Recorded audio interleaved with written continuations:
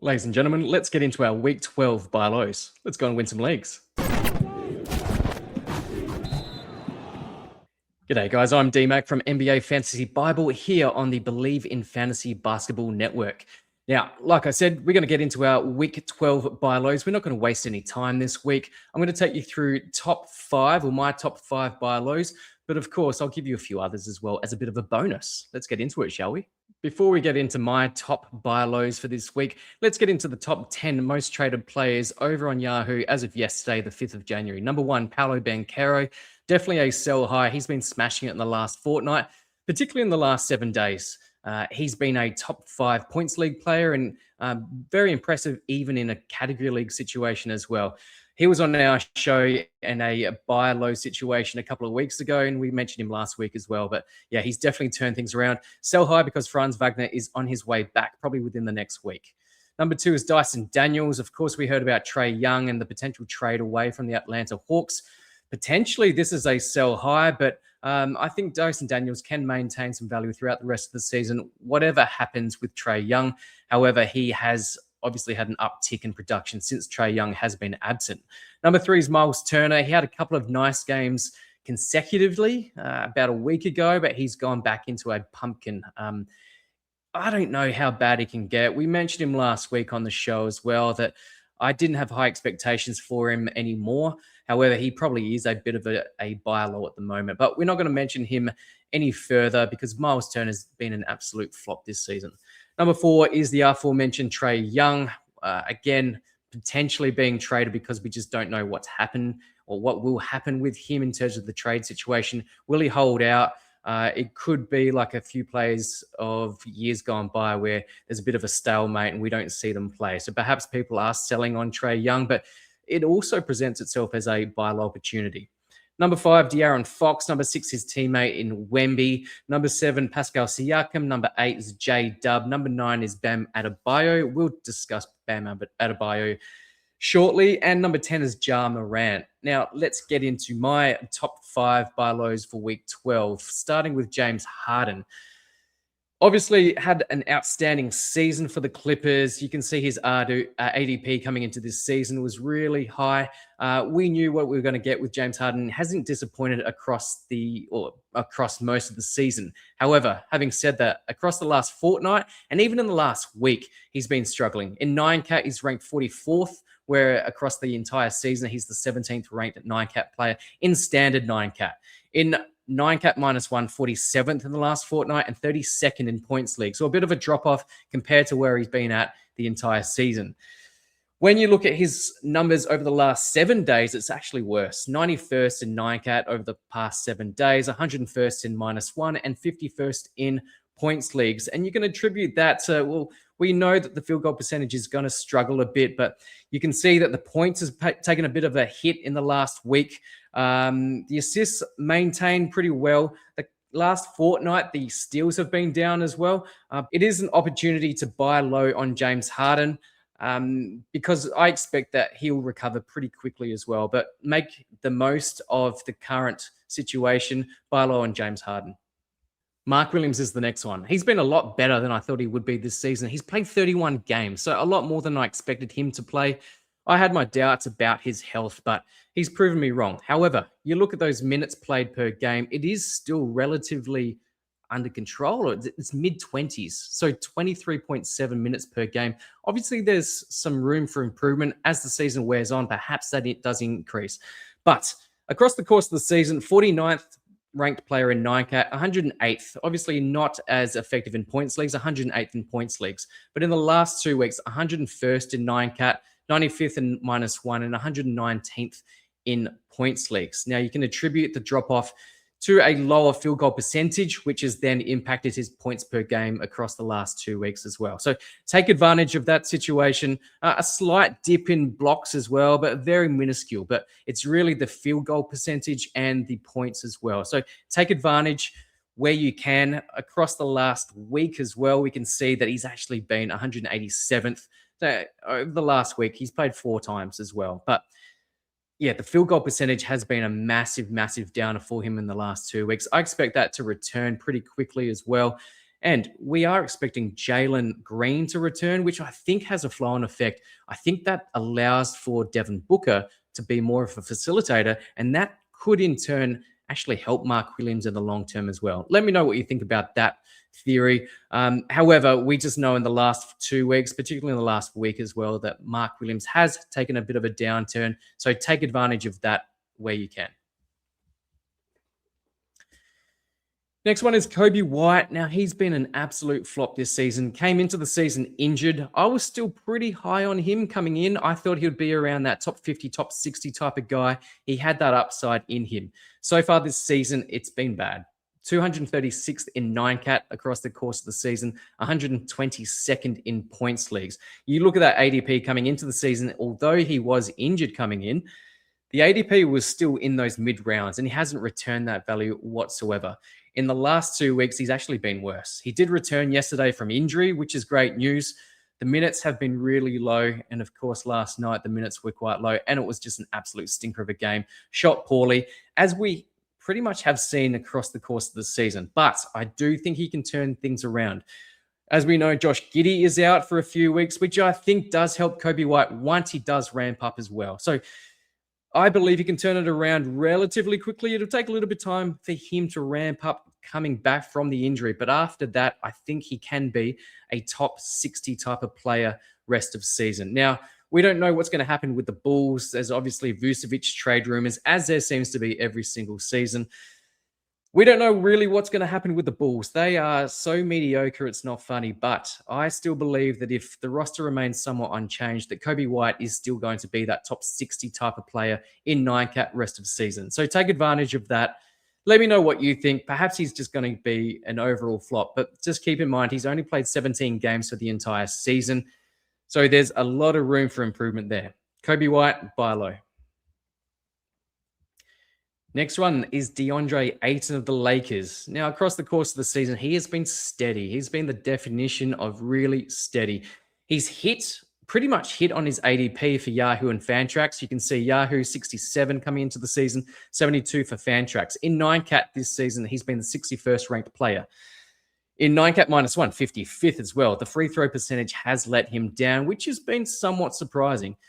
In points leagues, obviously not as effective as he is in category leagues, 103rd across the course of the season in points leagues. But in the last 2 weeks, 165th in 9-cat, 147th in points leagues. Now, again, the field goal percentage, similar to Mark Williams, the field goal percentage has taken a bit of a downturn for Deandre Ayton, where across the course of the season, he's above 70%. Slight reduction in the last 2 weeks, which has led to a reduced level of points, but it's the rebounds as well. The minutes, he's still averaging less than 30 minutes per game, but the rebounds has come down, particularly in the last week. Take advantage where you can for Deandre Ayton. And next one is Bam Adebayo. We spoke about him at length during last week's show. We'll talk about him again. He's had a somewhat improved last week or so, but still the buy low window remains open. Coming into the season, he had a really high ADP, and I knew that he was being overdrafted. He's not someone that I'm targeting around those ADPs that you can see on screen for those watching on YouTube. But 32 for Yahoo, 28 ESPN, and 28 for Fantrax. He hasn't delivered. Whether it be category leagues or points leagues, he hasn't met those expectations. And some of it can be attributed to Kelly Ware playing more alongside of him, which meant Bam Adebayo is playing less interior, whether it's defense or on the offensive end as well. But I still think there's room for improvement. You look at the last 2 weeks as well, there has been a downturn compared to the entire season. Last 2 weeks in 9-cat, 137th ranked player. In 9-cat -1, 128th. In points league, 66. So not as bad, but still not anywhere near that ADP that we're expecting him to achieve this season. I think he can turn it around. We know his pedigree. We know what he can do on the basketball court. Yes, we know that Tyler Hero will return. Perhaps that actually helps Bam Adebayo get a few more open shots as well. The field goal percentage has been absolutely putrid, particularly in the last 2 weeks. So he can turn things around really quickly. I expect him to get those points back up, the field goal percentage back up. The defensive stats are always going to be there as well because he is he's a defensive juggernaut. This guy is always on the move. He works really hard. Spo can trust him as well. So you know he's not going to be benched but he can shoot the ball a lot better. So that's where he's letting himself down at the moment, and that's where you can exploit those managers that do have Bam Adebayo at the moment. So go and buy low on Bam. Now, just a few other buy lows very, very quickly. We'll run through these quickly. Derek Queen, you can see where they've just been falling down over the last 2 weeks. Derek Queen, just shooting percentages have hurt him over the last fortnight. Jalen Williams, this has really been a season-long thing. Obviously, came into the season injured, but he hasn't hit the heights that we were expecting. So still a buy low on J-Dub. Jalen Brunson over the last fortnight, his percentages have taken a slight reduction. He's still putting up some fantastic numbers, but the field goal percentage and the free throw percentage just ever so slightly reduced compared to season averages. So buy low where you can. And his two teammates there in Carl Anthony Towns and Mikal Bridges, also buy lows. Reed Shepherd, one of my favorites coming in, a breakout possibility. And we've seen ebbs and flows with Reed Shepherd, but in the last fortnight, the points, the field goal percentage, the three-pointers made, and even the rebounds have been reduced.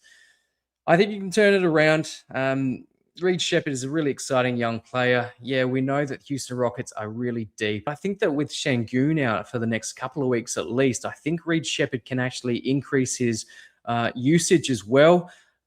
So I think he can turn things around pretty quickly. Now, the next one is a bit of a buyer beware, but it's Kristaps Porzingis. Now, I would suggest that this is more of a roto situation where you can buy low, because I just don't trust him playing a lot of the games for the rest of the season in a head-to-head situation. So I'm not going to buy low in head-to-head, but I will buy low in roto. So keep that in mind if it's a games cap or roto situation, because just since he has come back, the last couple of games, absolutely putrid.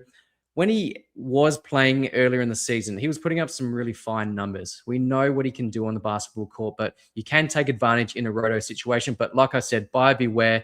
I'm not trusting his health in terms of a head-to-head league. Next one is JJJ, Jaren Jackson Jr. Now, for a good couple of weeks, he was putting up some outstanding numbers. The blocks had come back. He was shooting the ball well. It looked like his confidence had returned. But in the last fortnight, but particularly in the last 7 days, he's come back to the field again. Free throw percentage has been surprisingly putrid. Steals have come down. The blocks have come down once again. So take advantage. Recency bias is a thing. A lot of managers don't play into that too much, but if people are really struggling to get those wins, they're struggling with other injuries as well. When one of your top 50, top 60 picks in Jaren Jackson Jr. is not performing at that level, that's where you can take advantage. Exploit that system, exploit that GM who does have JJJ. So go and buy low on Triple J. And the last one there on the list is DeMar DeRozan. He is Mr. Efficiency, typically. However, we haven't seen that from him in the last fortnight.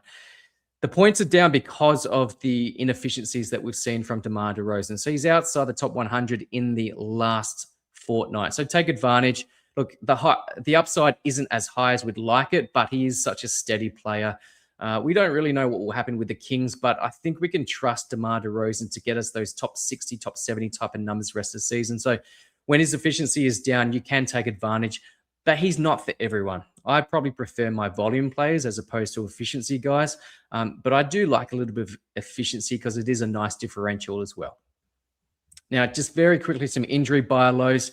Again, take advantage of those that are struggling with injuries because you may be able to get yourself a bargain. Victor Wembanyama, yes, he's sat out the last couple of games. He's coming back and he's struggled to a certain degree. He came back from injury a couple of weeks ago, came off the bench, a little bit slow to start, and then he was starting again. Then he got himself injured again. Avoided long-term injury, huge sigh of relief, but I still think you can buy low on Wemby.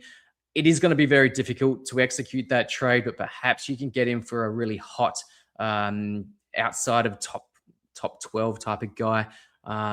Perhaps you could get him for a Jalen Johnson. Now, let me know if you'd rather Jalen Johnson just because of the hot streak that he's had, but I would probably prefer Victor Wembanyama over JJ.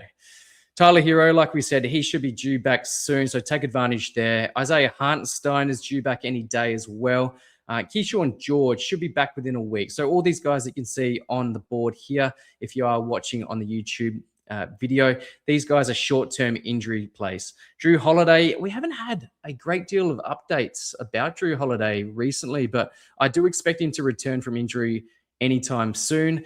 Jalen Duren will miss a less than a week, as will Keegan Murray. Franz Wagner is probably about a week away, as is Josh Hart and Jalen Green. Now, for some mid to longer term injuries, we know of Şengün, who's just been ruled out for 2 to 3 weeks. Josh Giddey's about the same timeline, 2 to 3 weeks. Zach Edey is about that 2-week mark, but again, his injury is a little bit of a tricky one as well. So we think it's around 2 weeks, but these types of injuries can flare up again. So just be mindful of that. But we saw Zach Edey, my boy Zach Edey, he was absolutely dominant when he was on the court. So it's a bit of a risky play, but I think the upside is there with Zach Edey.